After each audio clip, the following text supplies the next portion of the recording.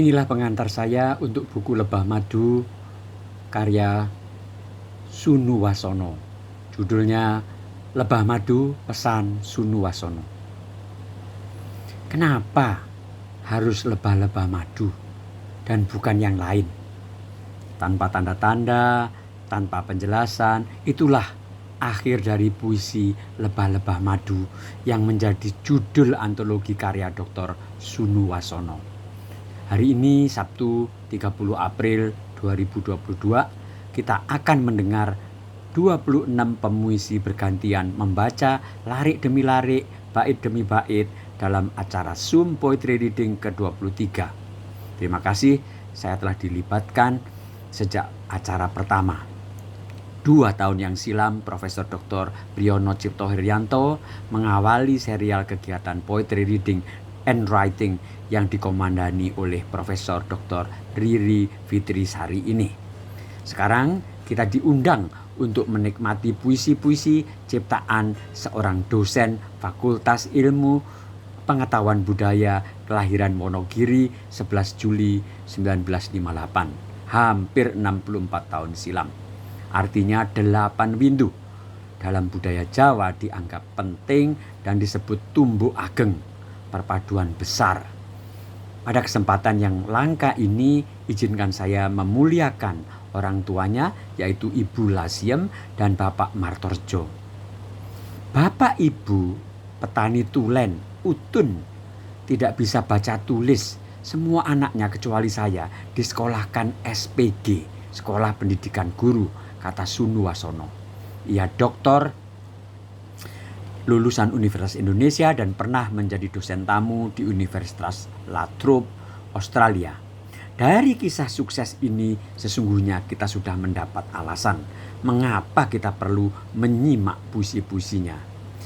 Ibulah yang paling memberi warna hidup saya, katanya. Perjuangan ibu sulit dilukiskan. Dagang yo ayo, ke sawah yo ayo, mimpin masak di tempat orang punya hajat yo ayo. Ayahnya pendiam dan berharap anaknya yang nomor 5 itu perempuan, yang memberi nama kakaknya. Sunu artinya laki-laki, Wasono artinya ragil. Begitulah cerita si bungsu yang telah ditinggal oleh ibu, bapak, dan kakak sulungnya. 4 keluarga masih di dunia, saya di Cibinong, kakak nomor 4 di Bekasi, kakak nomor 3 tinggal di Belanda, dan kakak nomor 2 di Eromoko, Wonogiri. Jadi, inilah buku puisi seorang laki-laki kelahiran Wonogiri yang suka nonton wayang di masa kecilnya.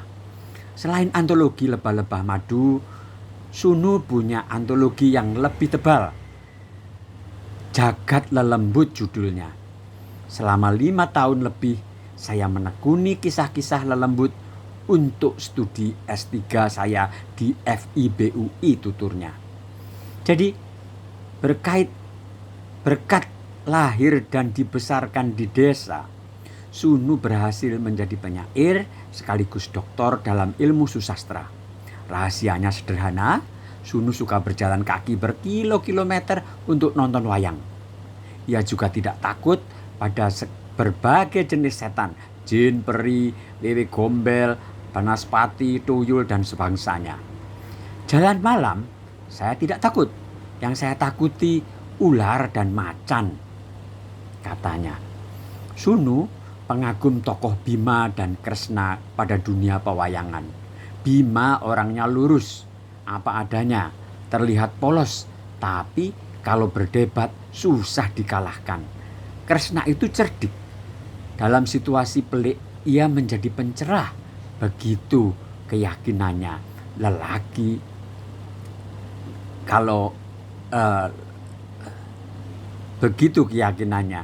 Lalu, nah sekarang pertanyaan kita, untuk apa Sunu menulis Lebah-lebah Madu ini? Pengalaman kita, katanya, pahit, getir, manis menjadi berharga dan enak dikenang ketika diabadikan dalam bentuk puisi.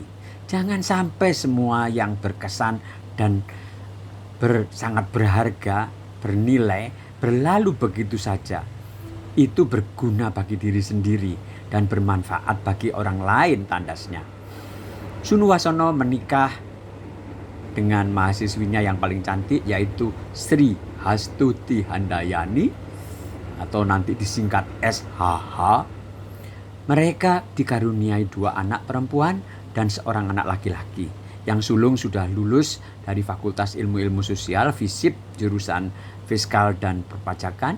Anak yang nomor 2 masih menyelesaikan tugas akhirnya di program studi Korea FIBUI, dan yang bungsu masih di SMA. Jadi, mengapa ia berpuisi tentang lebah-lebah madu? Suara-suara terus mendengung di media itu adalah suara lebah dari berbagai arah, tulisnya. Dalam puisi berjudul Dengung, hendaknya kau tahu bahwa dengung itu lebih menyakitkan dari sengat lebah yang paling beracun sekalipun. Begitu pesan Sunuwasono. Terima kasih, selamat mendengarkan, selamat atas bukunya yang bagus ini.